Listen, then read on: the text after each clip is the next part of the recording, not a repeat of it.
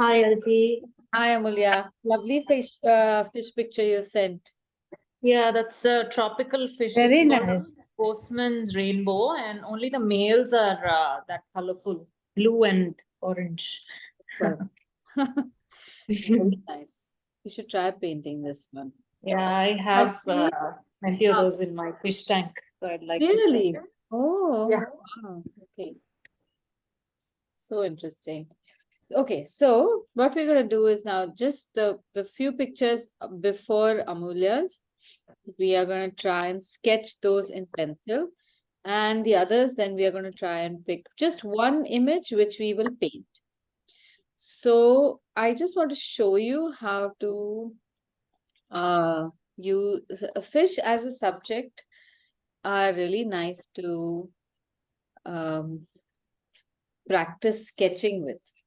Many of them are usually just one color tone, except the ones that are aquarium fish or reef fish. They can be very colorful, but very often we have single tone fish. So they're very nice to practice with pencil and also very good with color pencil. Just pencil drawing with color pencils. So I'm going to try and do that today. If you have color pencils, bring your color pencils out. And if not, then just regular pencil sketching is also fine. So we have to just try to get those. We're practicing shapes, so don't look at it as fish, because then if you do that, then that makes them look very complicated.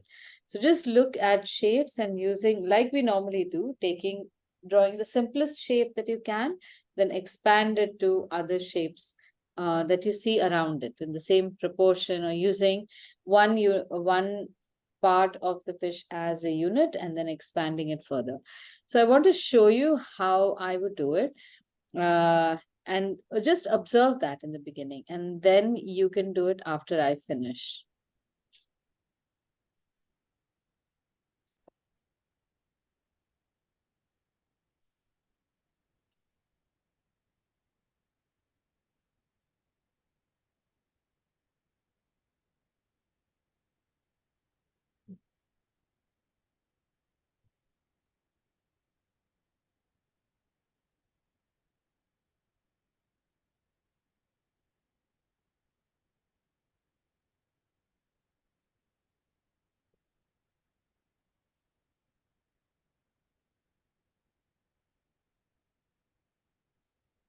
So I'm going to use a deep blue, a light blue, and a red if needed.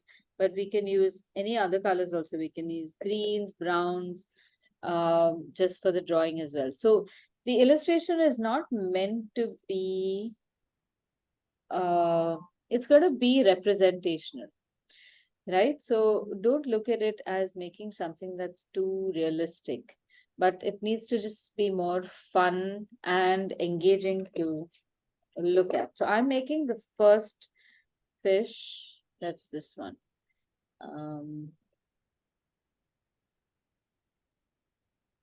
This fish here, it has ample blues, reds, and the black part, maybe I'll use black also. Let's see. So start with the simplest shapes and start with a lighter color. I'm going to make it about maybe like this. So the circle is pretty simple to make. So first make the eye. You all can just watch for now. I'll give you time to sketch afterwards. So just observe the process. Once the eye is drawn, notice that there is some coloring around the eye. So that changes the size of the eye that we perceive. So try making that shading before, so that you get a line for the head over here.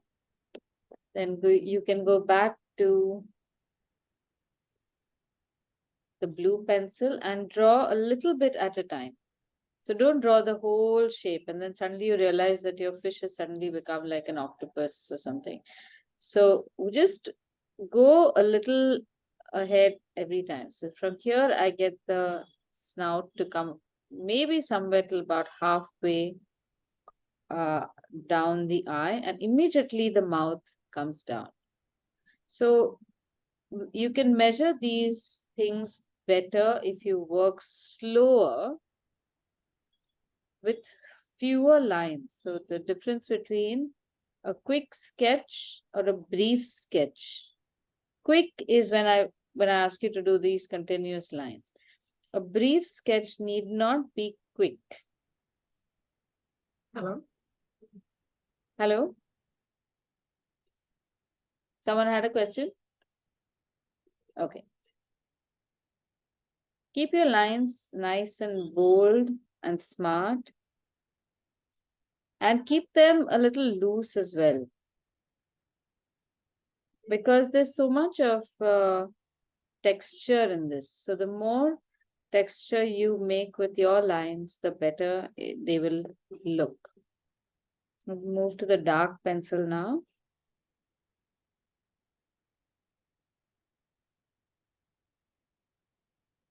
And I'm shading it very textured as well. I'm not making the scales, but I'm making my pencil sketching very uneven. So that will imitate some kind of texture. If we sit and do this very evenly, or if we start making these scales, that's what makes the fish look very unnatural. But I'm taking no special trouble in making a texture over here. I'm just rubbing my pencil upper niche a little bit, very scratchy. And maybe also change direction. Focus on the light and dark.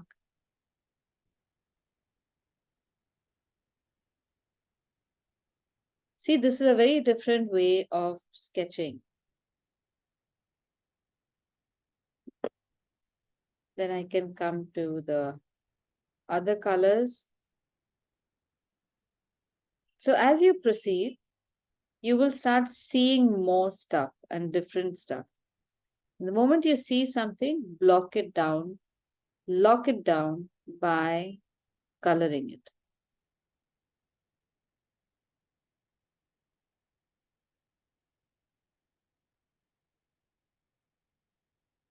Now the places I'm leaving blank have a highlight.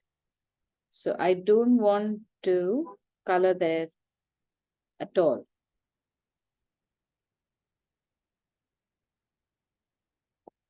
And the color on the red, though you realize that the whole thing is red, it is not red fully and visible fully as red. There are a few dark patches here. There are a few dark patches here.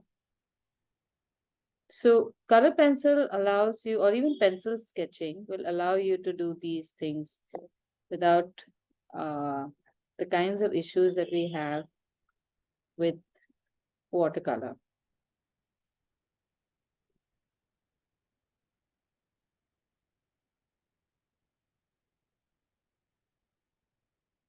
And then over here, again, this. Now, I'm deliberately not choosing darker colors or other colors to try to color match. I'm trying to create this kind of texture using just these three pencils.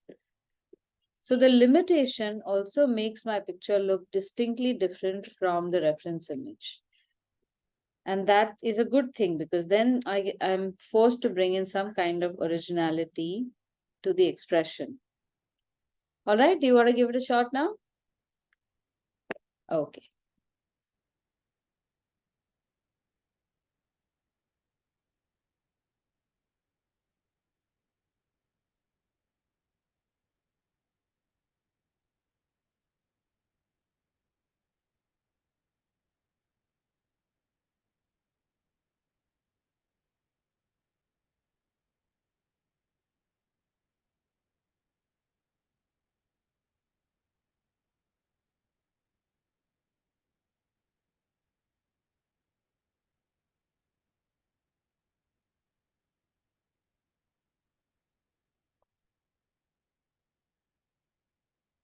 Now, if your shapes are going to come wonky, don't fret too much about that.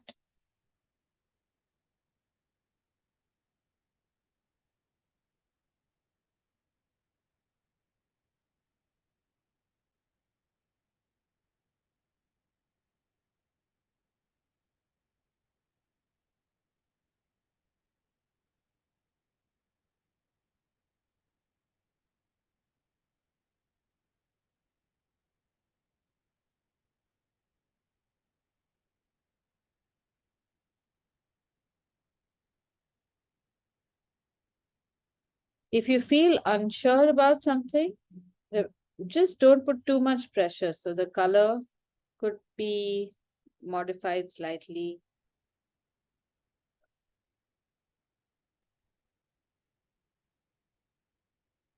But don't make hesitating lines.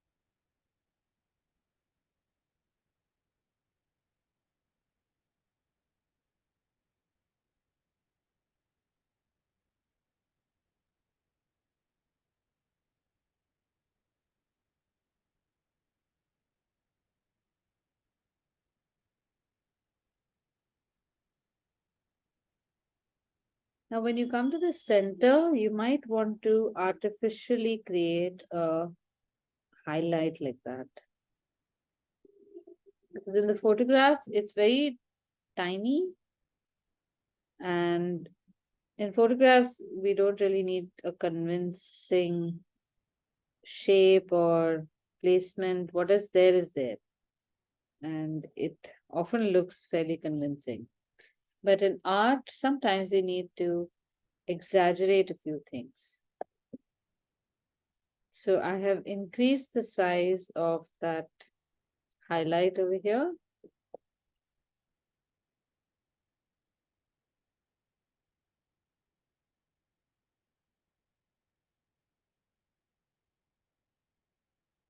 And just so it stands out, I am darkening the area around it as well.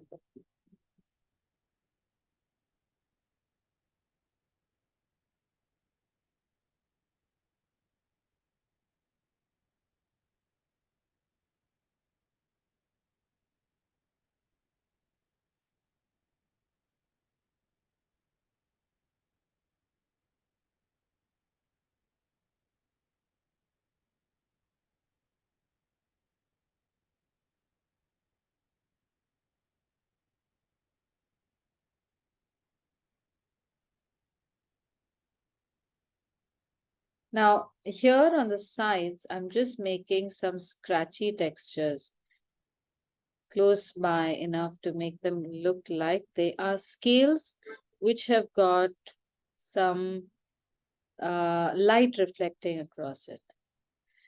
You could also do some scratchy lines like that very lightly to recreate that same texture.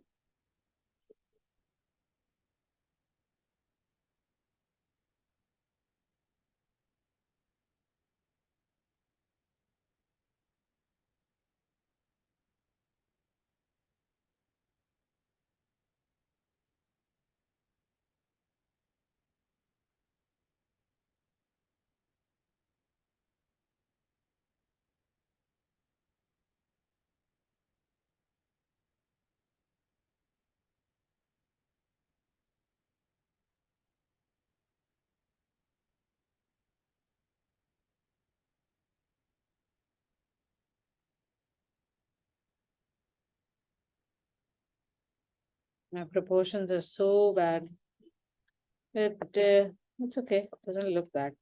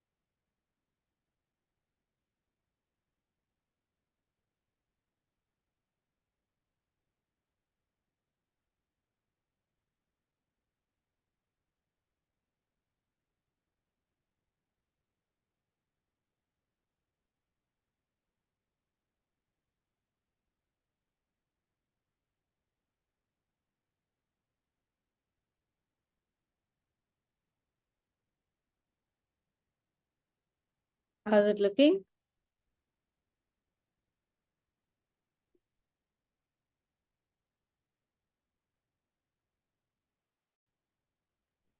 Like this, Aditi. Okay, let's have a look. Oh, how nice. Funny face, but yeah. Very nice. Yeah, this is color pencil. Yeah. Yeah. How that kind- cute. Very nice. Wonderful.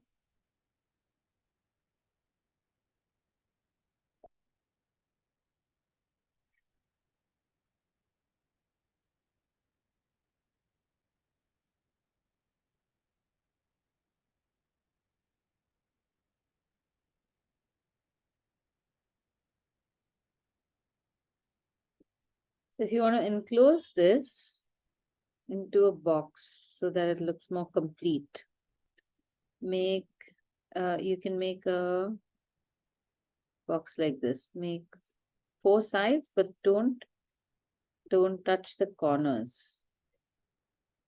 So make those sides slightly short.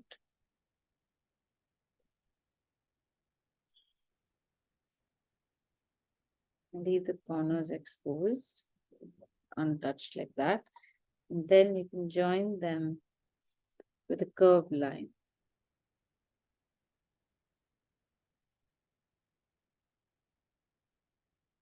I could have made this vertical line over here. So I'm gonna have to expand these. This kind of a frame is very sweet with the curved corners. Looks like Yeah. a little piece of card or something with a. That's true, yeah.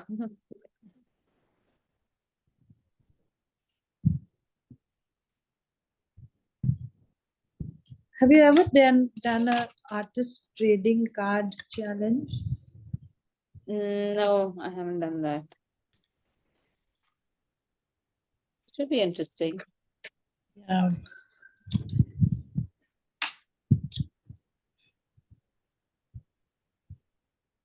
I barely do one annual envelope exchange. I have bandwidth only for that much.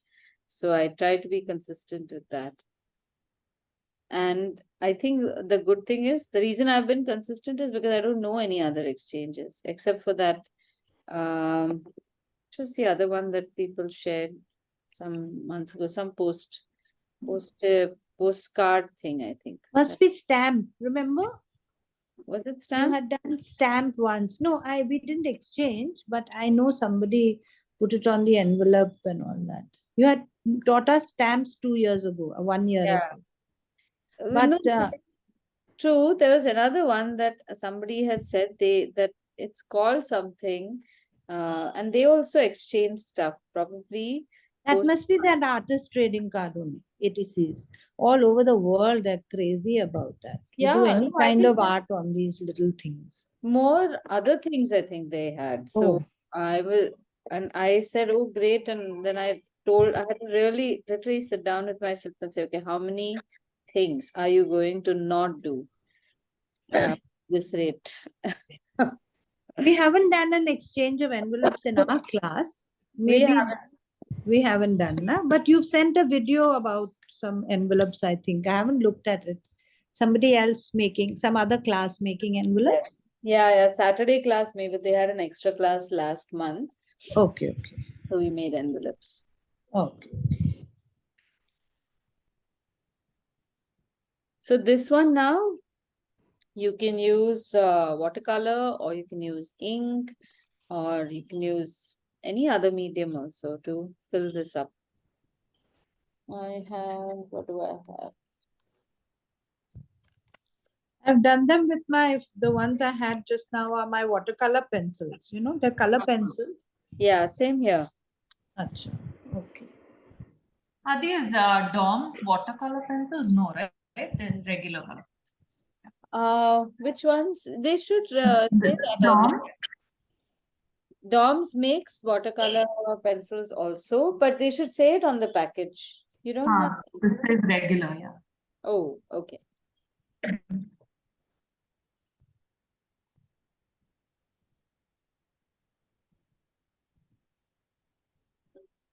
The texture is really nice. So, the Yeah. DOMS one. Acha, Oh. okay. No, it's nice. Dom's material is really good. How do you spell that?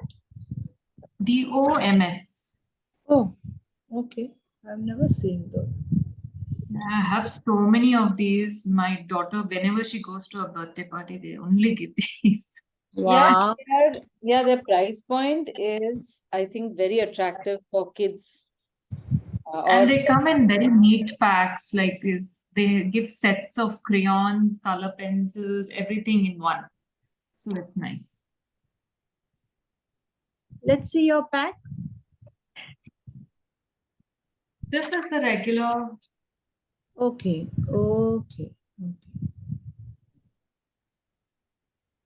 It's got beautiful fish as well. Ah, okay. yeah, yeah, they have very nice packaging. That is true. That lettering, I always look at it and think Eastern, like Korean or something, and never read the alphabet. It's very Mhm. strange. It looks like a picture of some that kind of a script. I just they leave out some of the things now. It starts looking like lines and things to me. Oh yeah, okay. Hey, look at that DOMS. Look at that DOMS. It's got part of the letters missing. So immediately I think Korean or something and don't read it. It's very strange. My brain is very weird.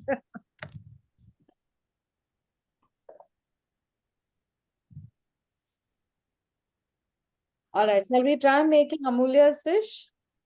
Yeah. Yeah, I finished this one. Ah, nice. So lovely. These would make such cute cards Yeah. to put up.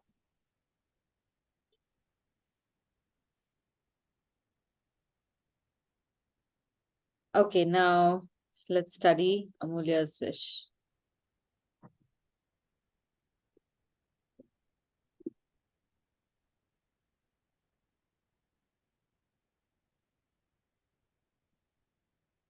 Okay. So when we look at it, immediately our attention, of course, comes to the color. You have a nice color movement from a bright orange through maybe even a lemon yellow, cerulean to blues towards the mouth of the fish. So let's break this up into three parts. One is the drawing of the fish, second, colors, and third is creating that texture. So one good thing is that the texture on the fish is in a dark color, which means that if we can do a nice color blend as a background, then we can indicate the scales in darker shades. If it were the other way around, where the scales were dark and the space or the edges around them, sometimes we see that in birds, that their edges are light. That can be very challenging. Now, color blending, we'll do one quick color blending practice exercise also. So we know how much medium we need and which colors we need to create what effect. And then for the drawing bit, although this fish has its own proportions and whatnot, I would like you to enjoy the process of drawing something that is that can be slightly more imaginative or at least expressive, let's say.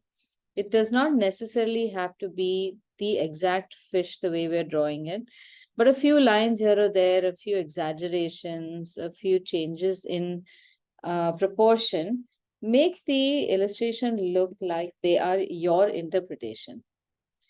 Otherwise, all of our fish will look exactly the same. And that means that we have made absolutely no contribution to the illustration. That should not be the case.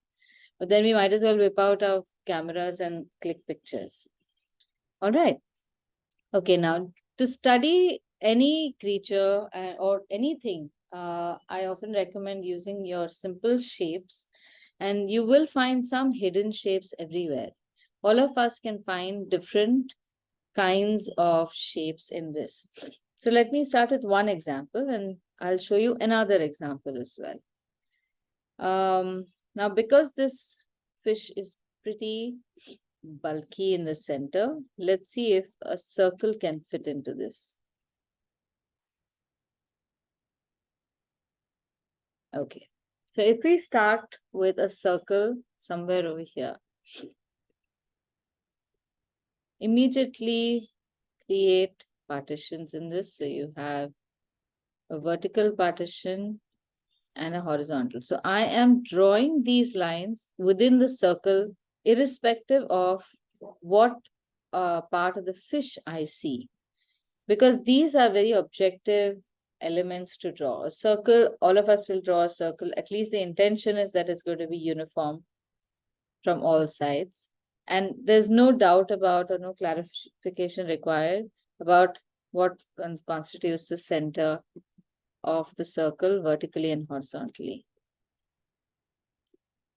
Now we'll extend this center line outward. And now we start seeing a proportion.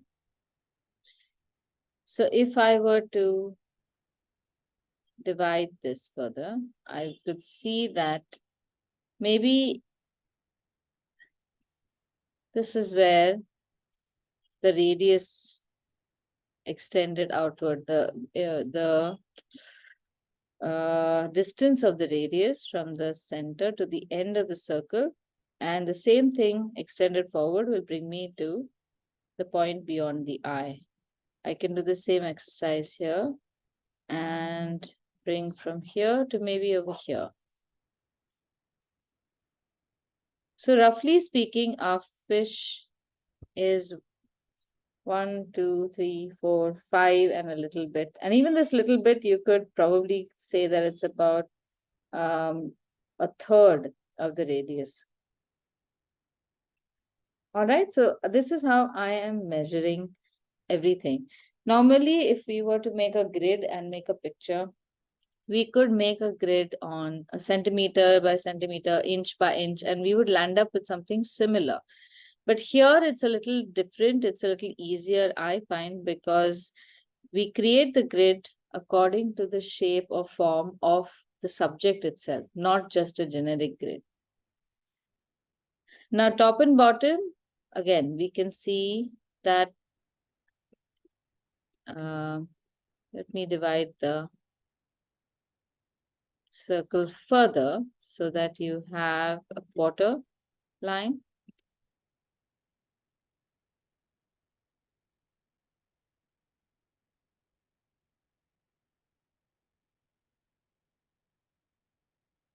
And then at the ends.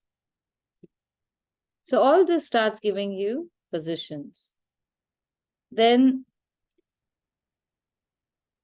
from here to the top of the circle, and then from here to the bottom, notice that the mouth has not been made on as a point. There's a little flatness to the front of the mouth. Then we almost go horizontal on top, and then the rest of the fish. So I'm going to be sharing a picture of this grid as well. Then you have almost a rectangular shape. So here it's a little flat.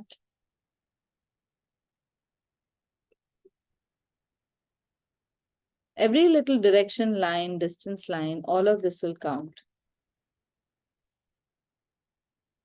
Now this is only for you to be able to draw a fish that somewhat resembles our reference image, so that you don't land up drawing a whale when you have to draw a fish like this. That's about it.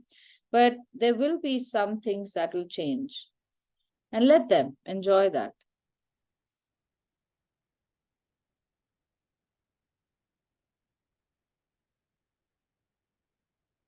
Okay, I'm sharing a picture of this.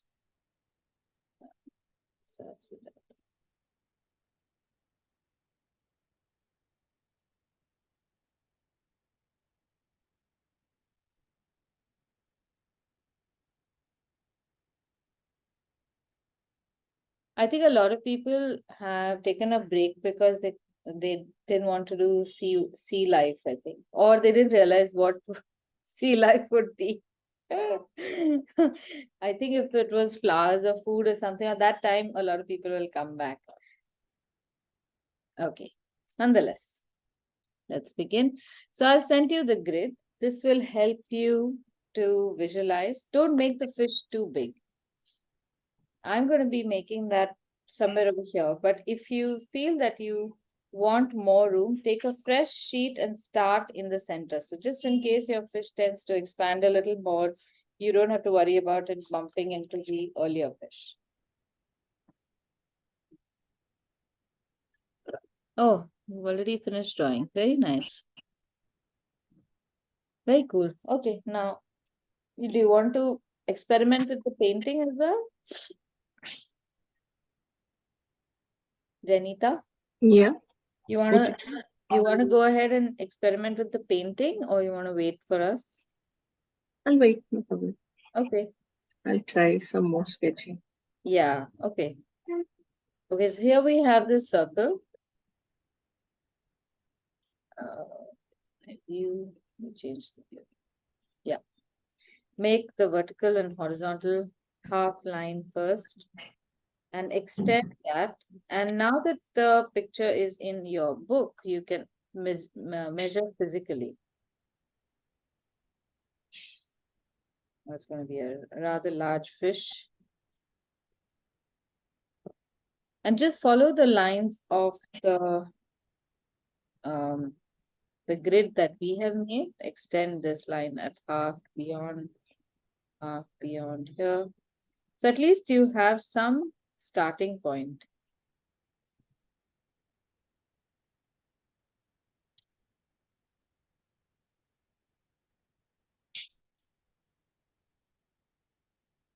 Everything else that you see will be like the angles that you make will all be measured according to your clock face.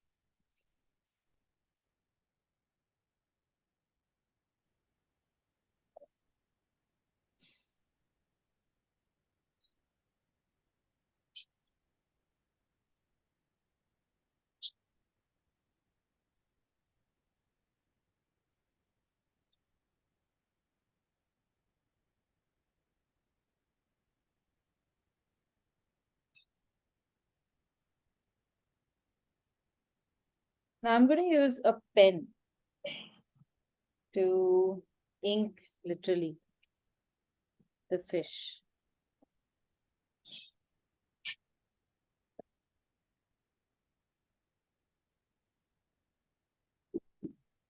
I'm going to keep my lines fairly fluid. And by fluid, I mean that I will be making things like these. If I feel that I want to make some changes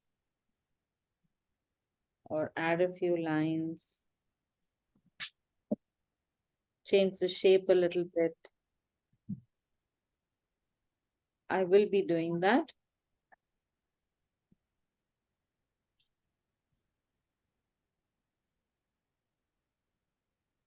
And like I said, you don't need to make the complete line if you're not sure.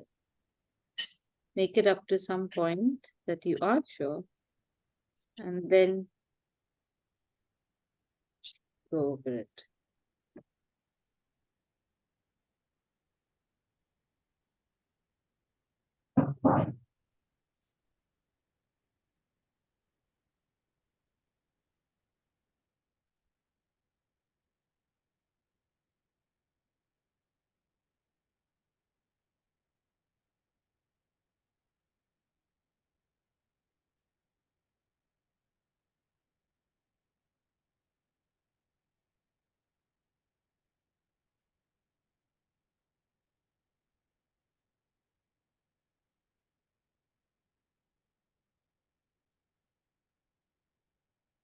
Now, when you're making these fins, they have this very distinct edge. So try to not do a zigzag, a very casual zigzag line. That line is a nightmare. So don't do this. this is too casual or something like that. Make it a little sensible. So you can make it casually roam like that. This is fine. But this is just too scribbly and might look a little odd. And then the whole picture can look odd. So here I've drawn one fin, and it's the other end is over here. And you can use a pencil to give you guidelines so that you know that this is the line you have to follow. Feel free to rotate the book if you're not able to see the line, and draw it as slowly as you need to draw.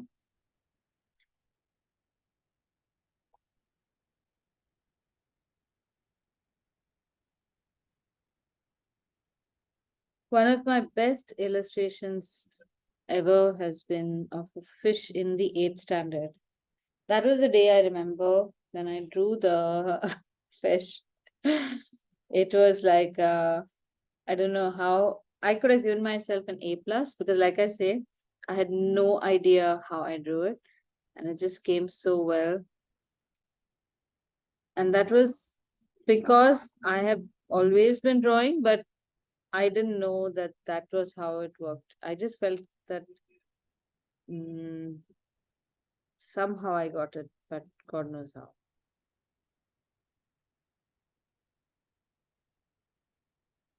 And after that, like I keep saying, there are days when you manage that and you feel,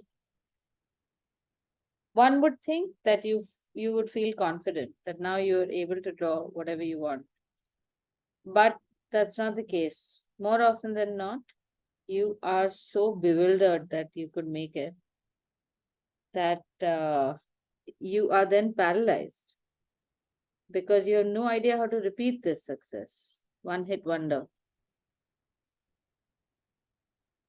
And again, no one tells you this, but the next few illustrations you make are a little more failures than successes. And you feel so bad why you can't repeat what you have done before. So what I figured much later was that there is a path of progress where, let's say, if we are currently sketching, we have a once a week class. And in the beginning, every week, whatever you're doing is difficult. You can't draw a line, you can't do colors, everything is a mess. Then maybe 6 months down the line, you're doing exactly the same thing that you have been doing and you have no idea, but your picture turns out satisfactory. And you feel, okay, this is not very bad, but it's not as good as XYZ. That's 6 months down the line. Maybe about a year, and this is if you are only doing the weekly classes. By the end of the year, at one point, you are confident enough to take on a project of your own. And then you've done that before also, but this time you feel, okay, maybe I can do it. And it's not, very often it is not a project that you need to do. Like you're not making a beautiful portrait for your family or something like that. It's somebody's birthday, you want to make a card, you feel like it, you have the time, so you're casually sitting and you're doing it because you feel that, okay, I'm at a beginner's level. And then what you come out with is absolutely unbelievable. And you just like, you sit back in awe and you say, oh, this is fabulous. And in all probability, because it stunned you so much, you will not give the card. You'll go out, buy a card for the person who you intended to make this card, because you don't know how this happened. And this is going to, if you give it away, and most people don't save cards, they just throw them out. So you would not want that fate for this amazing feat that you have somehow done. And then you feel so good that the next 2-3 days you're just floating knowing that I'm never going to be able to do this ever again. And then there are several frustrating days, again, weeks of classes where you feel, okay, I know I can touch there, but it's not happening today, it's not happening today, and it gets very frustrating. Now, we went through 6 months, 1 year, great project at the end of the year. The next time around, you don't have to go 6 months. The next good satisfactory work will happen in 3 months. And the next good project that you do will happen in 6 months' time, the next card equivalent project. But not if you're not doing anything in the middle. So if you're consistently taking on even those frustrating projects, something is adjusting, something is changing. And the interval of frustration between successful or happy projects starts reducing. That is what happens. And you still don't know whether if you pick up your pencil every day, you will have a predictable result. You have no idea if that is going to happen. And then one day it just happens and you don't even realize when it's happened. And the only thing that has actually happened is that your frequency of failure has come to 0. That is what has happened. So right now, it's the frequency of what you seem as, I wouldn't even say failure, but I would say struggle. With every project, if you feel struggle and frustration, the frequency over there is high. And the more you do, more projects you do, that frequency will start reducing. Even if you don't do projects, even if you do class work, you will notice after 6 months, 3 months, that your level of frustration is lower. And then some days there will be consistently 2-3 days that you'll do great projects. Then again, there will be a gap. And this is something that's never told to anyone. I just keep looking back at my own work and I feel today if somebody says, okay, I want to draw this, I want to draw that, I know I can do it. But even 5-6 years ago, if somebody said, I want to draw the interior of a tree, I would be stumped. I say, oh my God, okay, wait, what do you, I have no idea how to do this. And I'll make lots of trials and then I'll see what looks good. But now if I have a project that that's come to me just yesterday, I know exactly how I'm going to put it down. At least 80% of the visualizing is already there in my head because I know I can do it. Okay, shall we start painting this? So I'm going to give you an exercise in color blending. We just do that one exercise because I want you to warm up your color blending skill a little bit before we get on to the fish.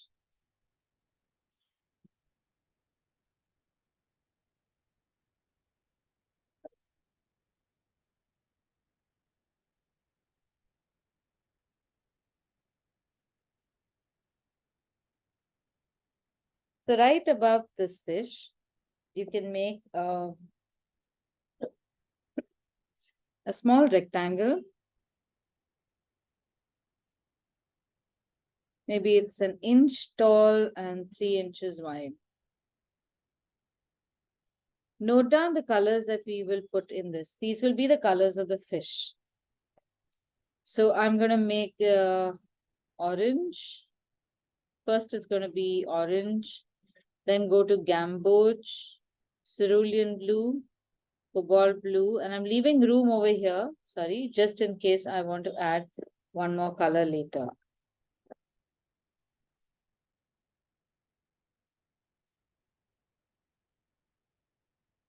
So this last color is cobalt blue.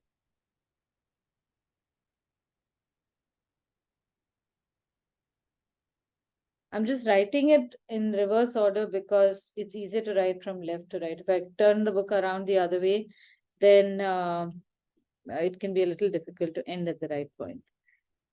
Then you have cerulean. Then you have gamboge. And here you have orange. Now this orange could also have a little bit of scarlet in it, because orange is a very bright color. Now, once you've identified the colors, use a medium size brush, not a very fat brush and not a very thin brush. So I have a number 7. Hydrate all these colors: gamboge, orange, scarlet, cerulean, and cobalt blue. Keep a rag handy because we're going to keep dabbing into one color and then wipe it and move to the other color. Now take a little bit of the paint onto your palette. It's okay if you have other colors also. You need to check that the consistency of your colors is more or less the same.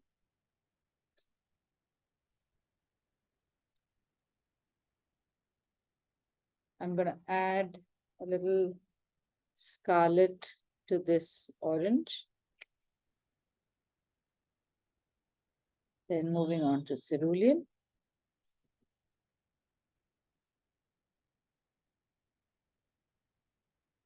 And then finally to cobalt. Now remember, if we paint everything in one layer, it's going to look very dull. So we could be painting the final fish in maybe 2 layers or 3 layers. Let's see. This color combination right now is for the color block. So I'm putting gamboge here, scarlet and orange here.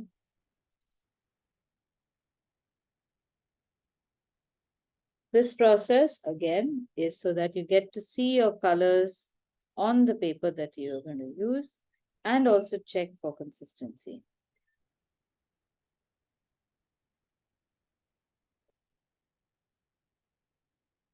Okay, give me a second. I think there's a gray shadow that's coming on my work. I'm going to move my work a little bit.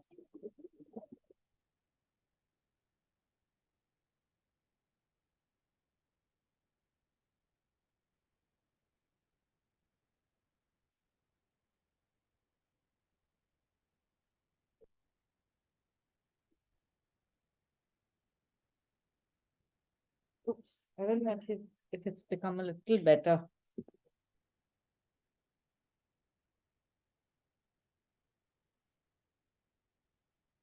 All right. So here's how we're going to do this. It's always better to blend coming downward. But the action is going to be like this. I will be putting some color over here, and then the mixing will happen with vertical strokes in some places. You can also make it with horizontal strokes if it's a wash. So let's try both. I'm going to start off with the orange and scarlet. The consistency is fairly thick.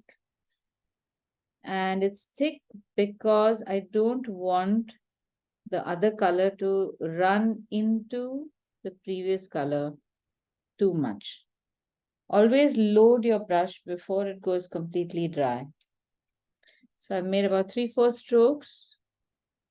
And okay, I want you to all just watch first. Don't start painting with me. This is going to take less than a minute. But if you miss out on some key details, then you'll be in trouble. Okay, so now if you see, the entire patch is wet and the bottom is slightly wetter. I have wiped my brush and I am inserting gamboge over here. And as I'm proceeding, some of the orange is traveling into the gamboge and it's blending. Keep mixing, keep loading the brush so that it doesn't become dry.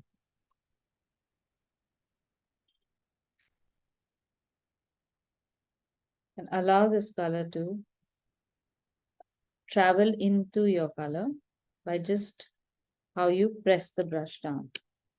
Now wiping the brush, and on a clean brush, I'm taking cerulean. And this time round, I'm going to use vertical strokes to introduce that cerulean into my color. So it's going to become green. And I'm going to make one stroke with that green, wipe the brush, fresh cerulean.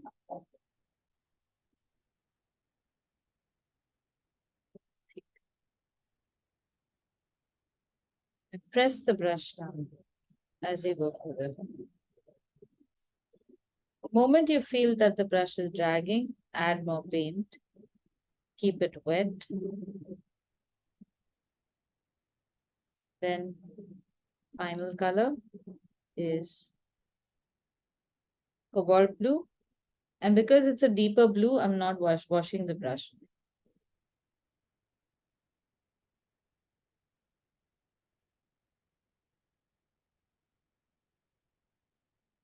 So here, some places I got it nice. Some places the blending wasn't too good. But this is basically the process. So try making a blended process like this. Try horizontal stroke, try vertical strokes. Horizontal like this. Vertical, inserting the color into your paint one at a time. You can also insert it like this and drag some of the previous color downward. Keep your hand very light.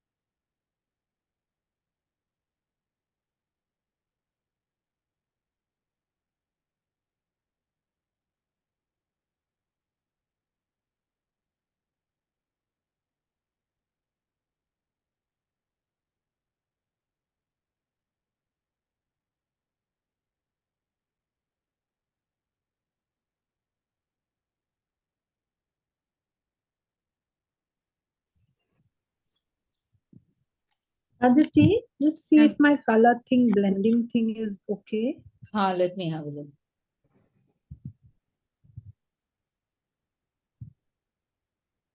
I should have done the naming of the colors a little further, but Okay.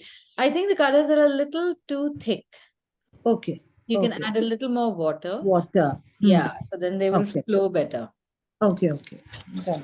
Thanks. You can make another one if you want. Huh? Just Right. make one more rectangle to try out the consistency. Yeah. Let's see, Amulya's. Okay, that's looking nice. Yeah. Okay, that's looking well blended. I'm checking Janita's now. Yeah, nice. Very cool.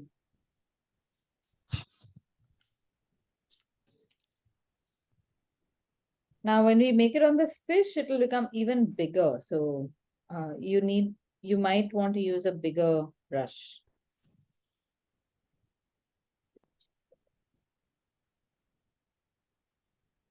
So I'm using the number 10. Okay, let's try this thing. So I want you to see how I work my colors. I often don't mix them on the palette anymore. I used to do that. Or I will have a little bit on the palette, which will be like my starter base. But I will keep my colors, my cakes very well hydrated. Aditya, I've done the base in watercolor pencils. So Okay. can I just like do over it? Uh, yeah, I suppose so. But your colors won't be as vibrant. Okay. Probably do another one. Yeah, make another one. Yeah. So I usually press the brush down pretty well, not too hard, but there is definitely some pressure. And at least colors which are analogous, I will not wash the brush in between. So that allows for some earlier colors to also travel through. Here the fins also have pretty much the same color, at least partly.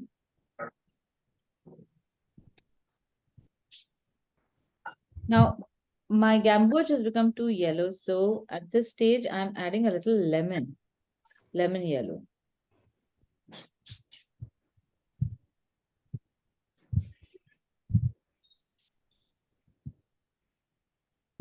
And on the top, I start adding cerulean without making this a flat line.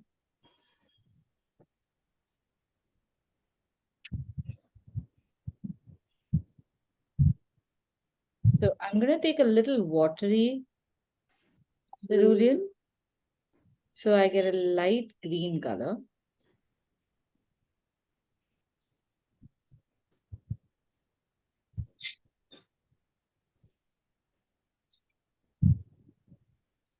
And then finally the cobalt blue somewhere here.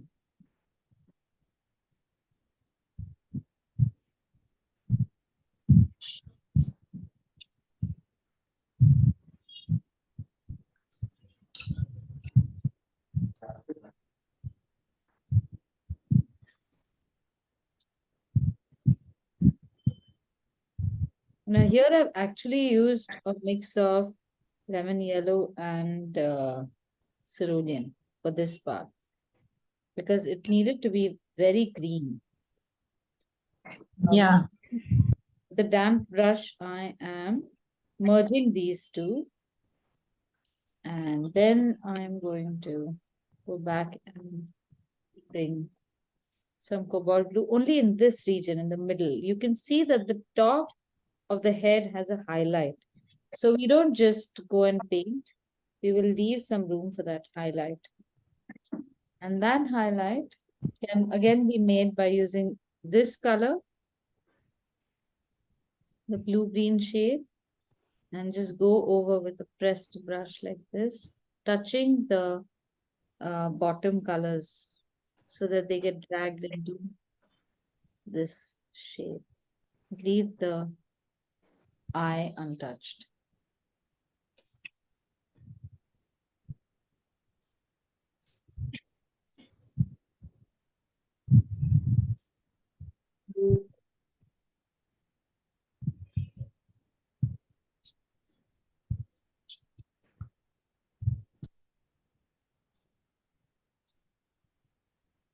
Now there is a little bit of green on this side as well. So I'm going to take the same color and I'm going to just create this little bit of a green end.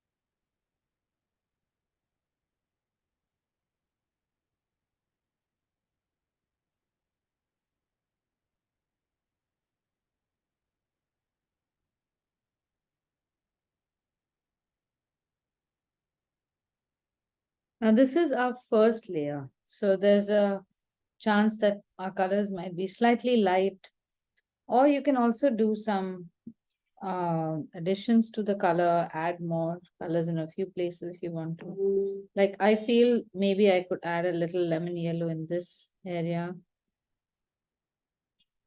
Maybe a little bit of green in this area. So I wet it and then I add the color, but it should not be too intense, unless of course that is the color that you're choosing and you're changing the color or something like that.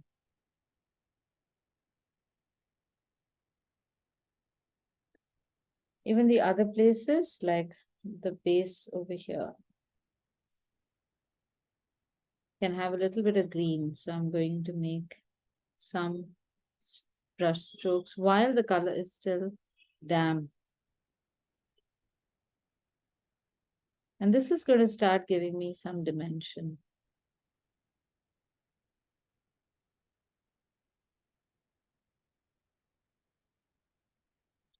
Now I can use these brush manipulations to create the silhouette of some scales.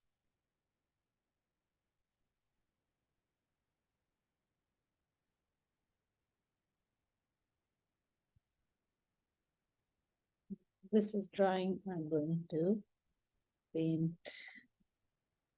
the earlier fish backdrop.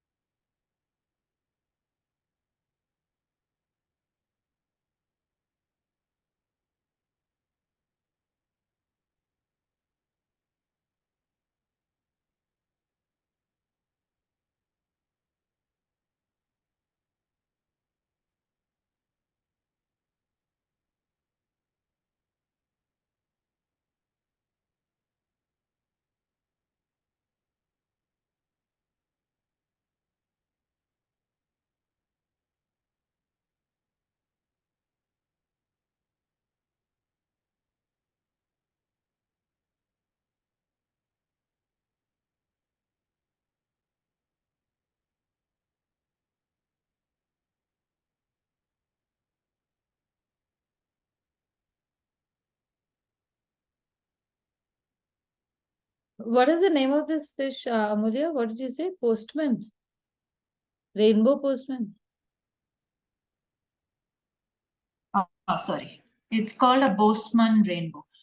What is it? Could you It's a spell that BOSE or POST?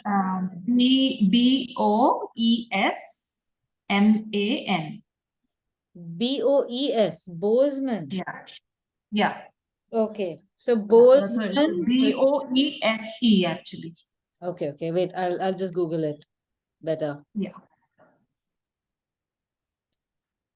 BOESE. SE. Bozeman's Yes. Rainbowfish. Oh, okay, got it, got it.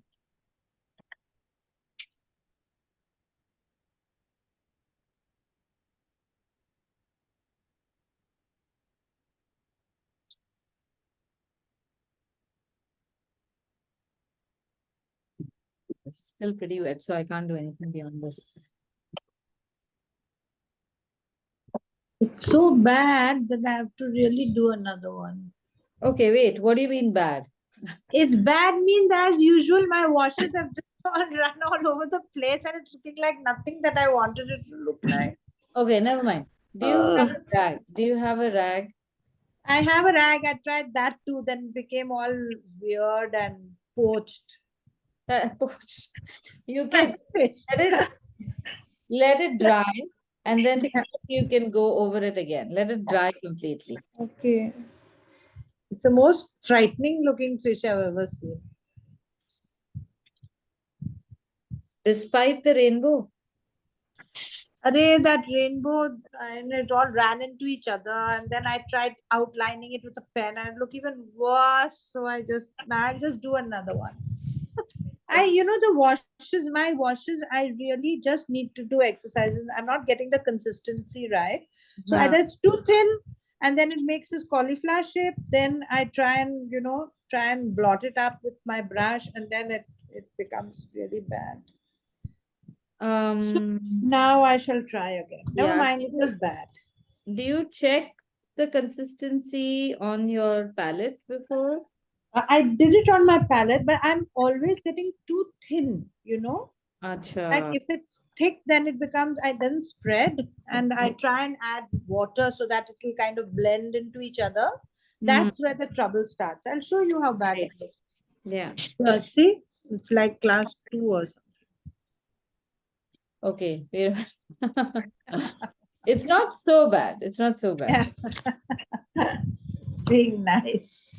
It's looking very have you seen this artist called what's his name? Let me just think about his name, huh? And I didn't want it to look like this fish. I wanted it to have all those, like those floaty fins on the side, those see-through lovely floaty things with a big floaty tail. So it was supposed to be a little different, but I'm afraid. There was an artist called Jean-Michel Basquiat. Do you know him? Basquiat, no. Or maybe I've seen it. Let me see. Jean-Michel Basquiat.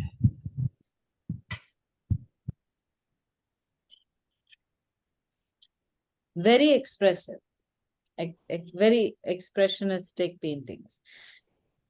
So, show me your fish again.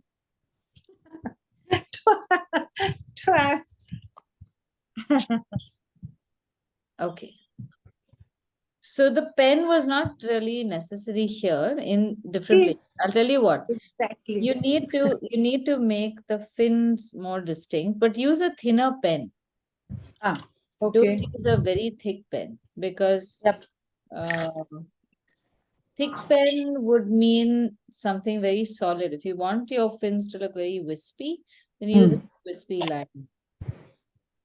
I'll do it with a pencil, maybe it's better. Yeah, pencil's fine too.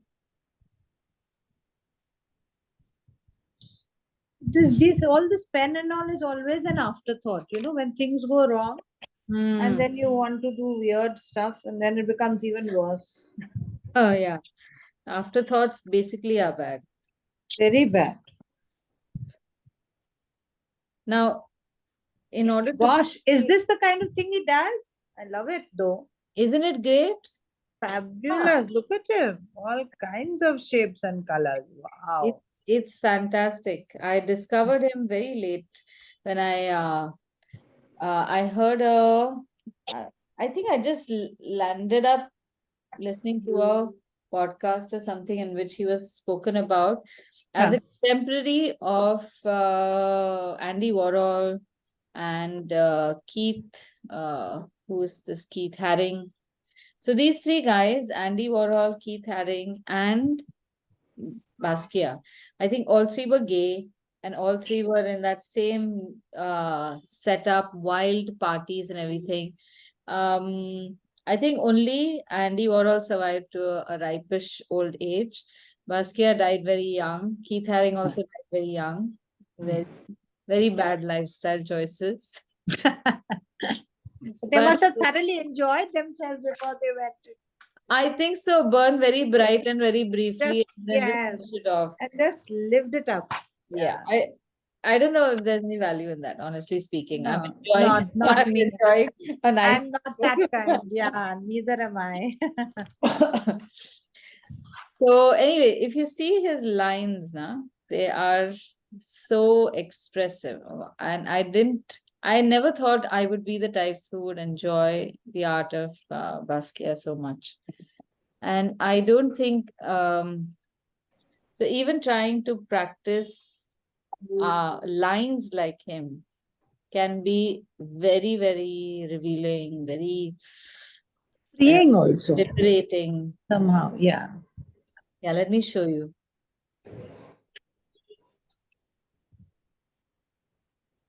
Right, this is all Basquiat. And he was, these paintings that he made of faces and skulls became very popular.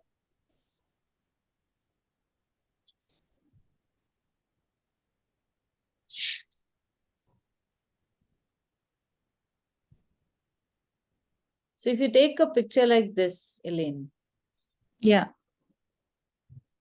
and imagine your fish. No, yes. But If I did strong stuff, lines. yeah, firm lines and stuff. Yeah, yeah. This looks Look at so, that fish he has he has a fish. hanging on his lap. Or see, lots of color, but lots of strong lines. Yeah. Have a different look altogether. And this can also be a nice thing to explore. I wanted to do a different fish, not that same one, but that's what happens. You either are bold, don't halfway doesn't work. This is halfway, Yeah. So you either just go the whole hog or then just do the exact same fish. No, So, there are steps. You can come yeah, close to that also. Like, okay, now the next step that we have to do yeah. uh, is to give it scales, no?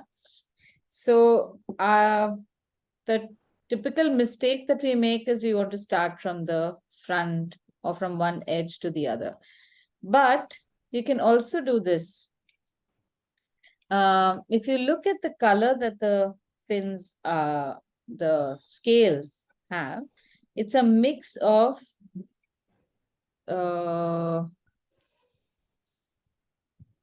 cobalt blue and burnt umber. They're not blue and they're not brown. And in fact, on top, some of them are even orange. Now, we can't make them orange, but this is the color of the separator between the scales. But we also need to increase the intensity of some of the colors. Like over here, this color is much deeper. So these are the kinds of colors I'm going to start adding in now.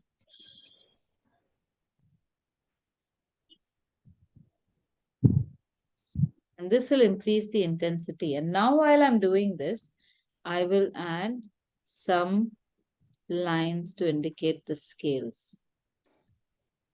So they don't all have to be the same color. Depending upon where you are on the fish, they can change.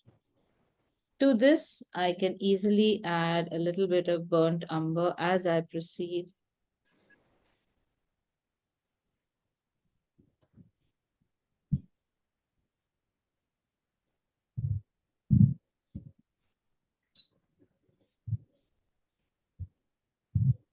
And they're almost squarish, these scales. So don't make them round, make them slightly flattish.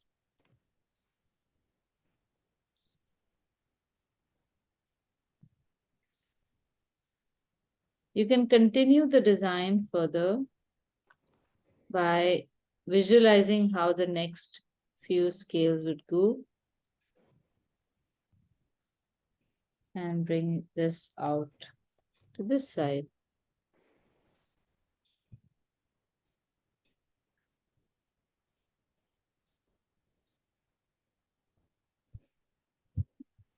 And everywhere, look at the colors that you see.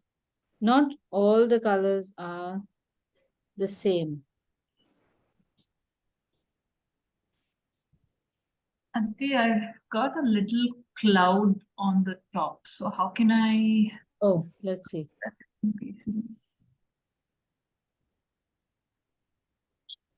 Don't worry about it. You mean that dark cloud over here, no? Yeah. Okay, I'll show you one way if you really want to get rid of it. Just dampen your brush and dab the color out. So take a very little color, water, and just go along the edge of that cloud and Okay. hydrate it. And you will start seeing that the color is beginning to dislodge. Okay.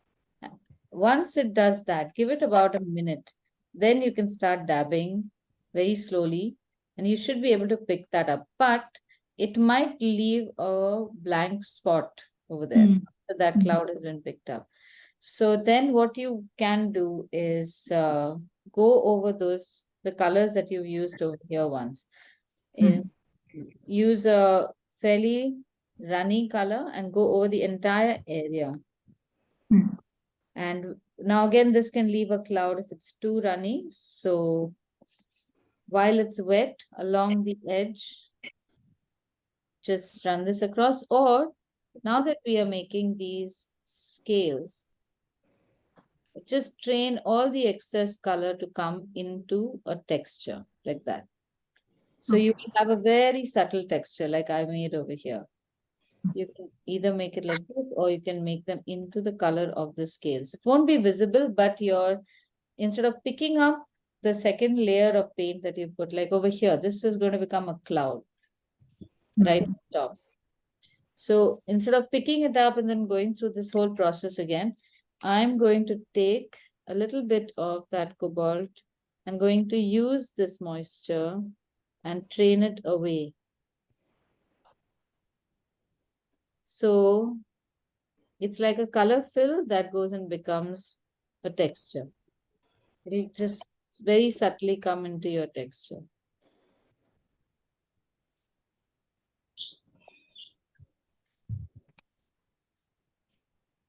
So this is a very tedious process, and you may choose to not make all the scales, huh?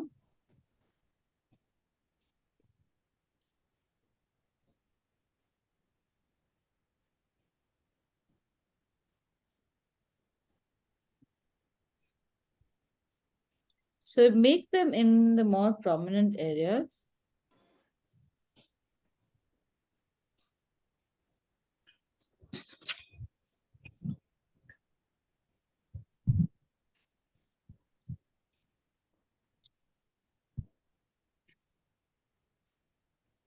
And depending upon your scale, notice that across you have maybe about 7 or 8 scales only. So don't make, if you made the fish too big, then you are going to be tempted to make, and you make the scales too small, you'll make them too many of them. And then that will throw off the entire proportion. And the whole afternoon, you'll just be making scales.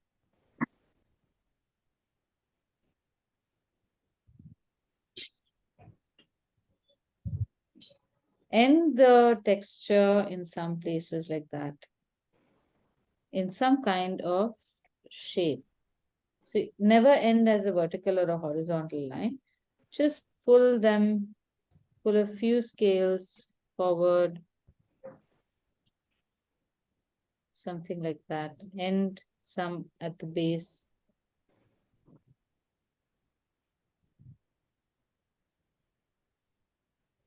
So Shmi, how are you doing here? Really quiet? That can be a good thing or a bad thing. Oh, nice. Good, good.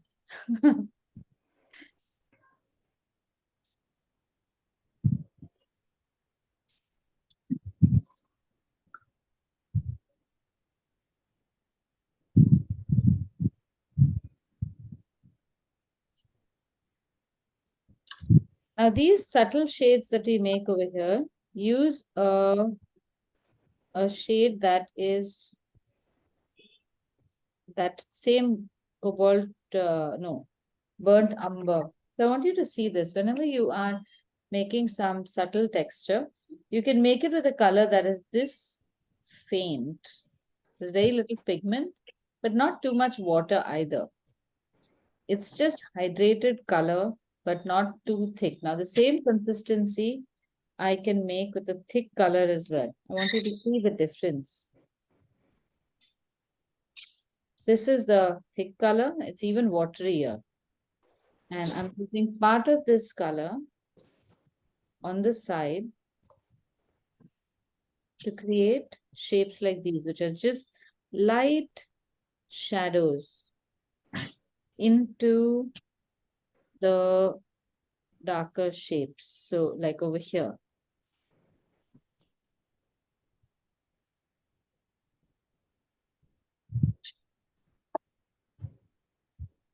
So you don't make very dark lines. If I were to take burnt umber as a pure color and make the line, it would become it will almost become as dark in value as the black pen lines. And then we're just stuck with those, can't do much with them. So you start off with these light lines, and then if you feel the need, you can always add more dark shades and add more depth.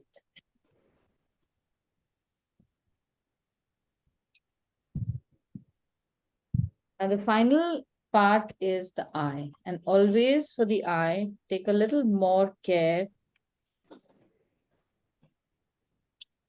I would paint this first with a bluish, grayish color.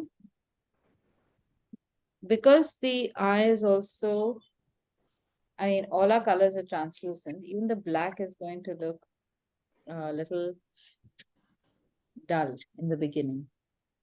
So my fish is looking really startled because the rim around the eye is too big. Shading that a little bit along the corners with a very light black.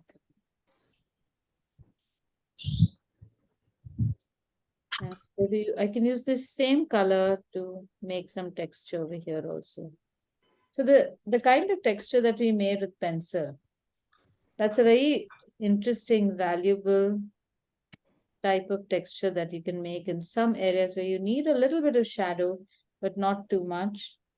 And you don't want it to interfere with the original color, but it still needs to stand a little apart. See, this makes for a nice, interesting texture.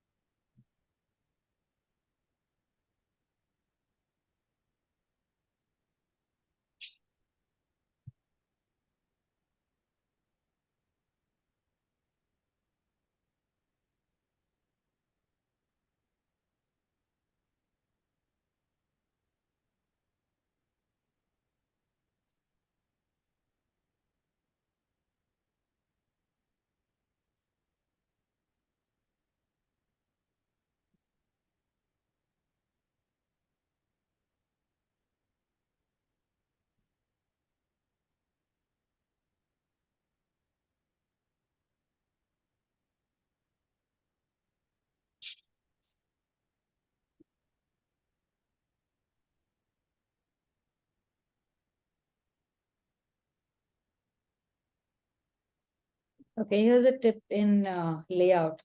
So as it turns out, I've written this quite nice and central, but I believe the name of the fish is BOESEMANS Rainbowfish. So now if I write fish, it's going to go too close to the edge. So instead of continuing in this line, I'm going to turn the book and write fish over here. so that it comes and finishes somewhere by the nose. Not finishes, but the line will be in line with the nose of the fish.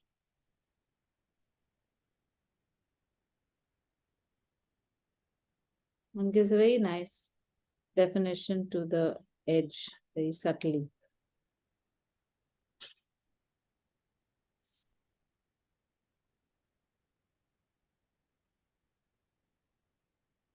Yeah, so creates a nice corner. Almost looks like a good composition. Okay, so now as you can see, after the eye has dried, it's become fairly gray because there was hardly any pigment, mostly just gray water. And the black I'll make will still be with burnt umber and cobalt blue because it's important to have multiple shades. And then paint it towards the bottom, just the dark part.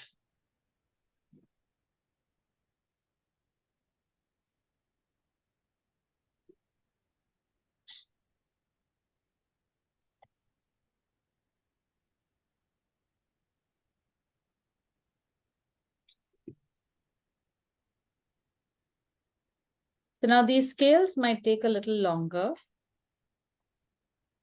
but take your time in finishing those. Don't rush through them. In some places, you might feel the need to also go over certain sections a second time round to give them more definition.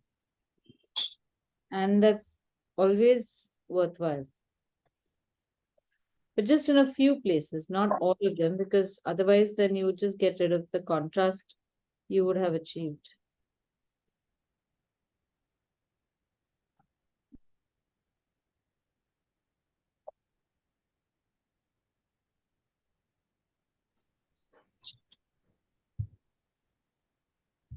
I've tried to lighten my black lines and have a look at it now. Let's see. Still messy, but No, but this is looking interesting. If you don't compare it, no way. no, I mean, don't compare it to the photograph. Yeah, that's what I mean. It's nice. It's got, see, it's got that expression that I was talking about. Well, now I know what not to do. We'll do it on the other page.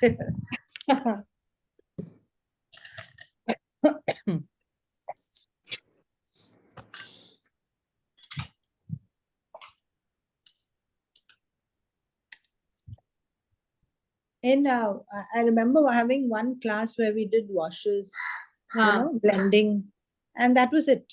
The rest of the time, it's mainly just, flat colors that we fill in. And this washes is in small things like this. If it's a sky or something, you can get away with murder because, the expression is there. But if it's something like this where you definitely want the blue here and the Yeah. so that's where I really need a lot more practice in washes. Yeah, I'm just trying to think. So when you make these washes, Elaine, try to make them in the same way. We have a narrow rectangle in which try to make those different washes and try maybe 2 colors first, then 3 colors, then blending with 1 color in just water. Yeah. So, as much as we blame consistency and not getting it, that's maybe 50%. 50% is also how lightly you're able to blend the colors. And that only comes with the mechanical practice of holding it and pulling the color down or knowing exactly where, how much, what needs to be spread. So I'll do that. Advantages and pictures of that. All right. So would you like to share your pictures after they're done? So I can have a closer look. And I think I'll finish mine tomorrow so then I can share mine also. Nice. Those scales will make a big difference as we make the scales. And I think you can also try in some places if you want to make the scales and pen.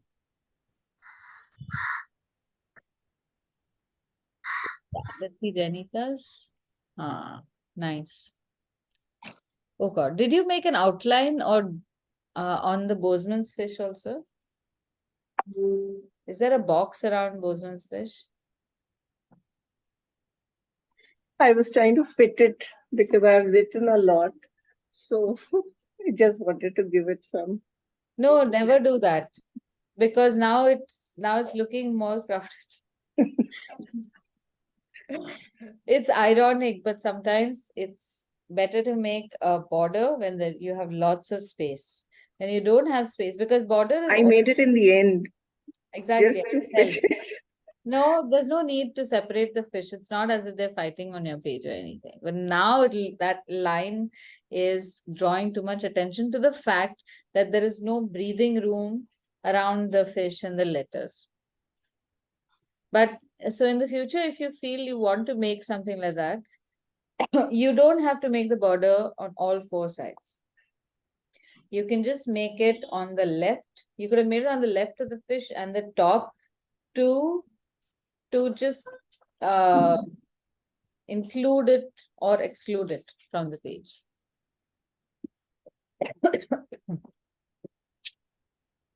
All right, shall we end the session then for today? Any questions, any doubts? In the next Lot. class, I'll ask about the koi. The Okay. height of the koi, I could not get that. Like I sketched it. Huh. The down one, I didn't know how to give it that. The shape also was not coming of the second one. And it has an elevation sort of, when you see it like a top view. So I'm not able to get that. How do you? Okay, let's have a look. The picture which you sent. So Yeah, the no, it is first one, I'm able to get the shape. The Uh-huh. second one, it has sort of a elevation, I feel, like a top from the top you're viewing it. So It I is don't, from the top. yeah, so I don't know how to draw that. No, don't You draw it don't from the top. You What you're paint. drawing is So the shape perfectly fine. I'm saying, I'm able to do the curve one, like the S Yeah. shape, but the other shape, I don't know if it's looking proper. It is looking proper. Yes. Yeah. Okay. So where the I can see that it is bending this way, right? Hmm. And then the fin is going towards the left, right? So the point where it's bending, you've got a bump over there for some reason. I don't know why. You should not have the bump there. Okay, so it's like a teardrop that is bending. Just bend the teardrop, you should be fine. Aditi, I just sent you mine. Ah, okay. Not yet done though, but Yeah, I think it's going in the right direction. So the scales, when you're making the scales, in some places, make sure that the scales, the scallop shapes are touching each other. And in some places where you have a highlight, you can have them, you can have it not touch, it's fine. okay. Because when they're not touching anywhere, what you miss out is on the contrast that you get when those two join over here. You get a little bit of a shadow. It's forced. It's just because those lines come. So you're missing out on the drama or the contrast that you get from there. Okay. Cool. So all the other fish that I've sent to you, the process is the same. Try and paint more of those. Make your own aquarium if you like. And these fish, once they're done, they're very nice to just cut up and put them up on your fridge or something, or just make a little mobile or something. They can be quite cute. Okay. This is a really beautiful fish though. It is. Very Yeah. challenging as well. So I'm gonna, at some point I'll try and make the more expressive illustration that I wanted to show you also. Hopefully, I can do that tomorrow or day after, and I'll make a video of it. So you can see how some of the things that we consider challenges, you can just throw them out and say, okay, I'm just going to mix that whole thing up. The only thing you need to focus on is not slip into making realistic work, do more lines that are indicative, and have faith that the brain often completes the information. So you don't need to supply all the information in the picture. Okay, cool. I'll see you next week then. Bye. Thank you. Bye. Bye. Bye, thanks. Bye. Bye. Bye.